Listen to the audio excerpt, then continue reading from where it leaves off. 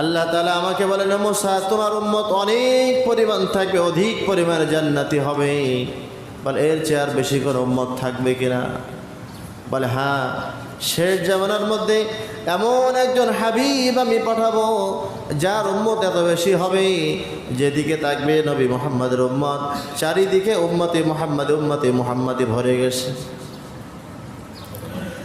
রাসূলুল্লাহ সাল্লাল্লাহু আলাইহি ওয়াসাল্লাম বলেন, পয়গম্বর মুসা আলাইহিস সালামের সঙ্গে যখন আমার সাক্ষাৎ হলো, আলাপ আলোচনার পর আমার সব কথাবার্তা হয়ে গেল, এরপরে আমি সপ্তম আসমানে চলে গেলাম।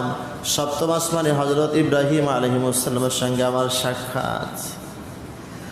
নবী মুহাম্মদ সাল্লাল্লাহু আলাইহি ওয়াসাল্লাম বলেন, আমি যখন সপ্তম আসমানে প্রবেশ করলাম, দেখলাম একটা ঘর অথবা একটা গাছ, গাছের নিচে অথবা ঘরের